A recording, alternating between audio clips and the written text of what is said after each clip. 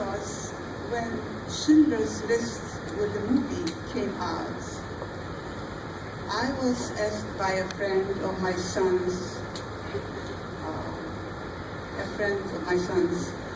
who was active in different social events. He asked me if I would like, actually he was also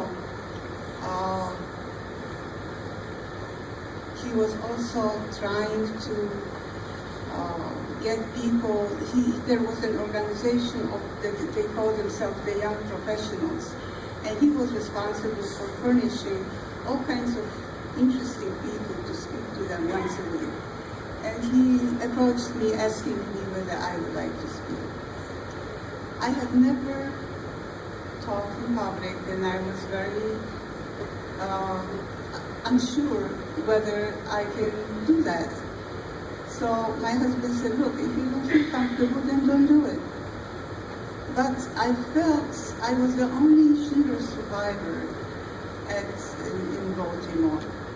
And people were really anxious to know how true the story was. So I thought, all right, I'll go. I was so inexperienced that I didn't take any notes. I didn't even know how to speak in public, but I surprised myself. And after that story, they were very grateful to hear, and there were a lot of questions. And then the one that was responsible for my talk asked me, how can we reward you? And I looked at him. What do you mean to reward me? I could never want to be rewarded for that, for my story. And then, are you sure? And I said, yeah, I am sure.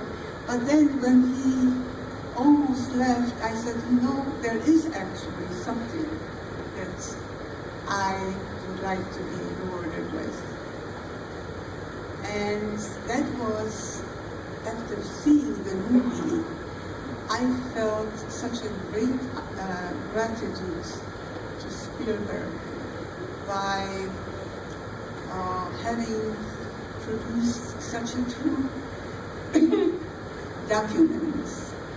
That movie was so true as it happened that I felt that I would like to personally thank you for it. So I tried to call Hollywood, and each time I called, they told me to call another number. I could never accomplish it. So I told him, my wish would be if I could say thank you to Spielberg for his movie. That would be my greatest reward. And he said, okay, I'll see what we can do. A few weeks later, he said, you got it. And I already forgot about it. What did I get? You are going to be a keynote speaker when Spielberg will be invited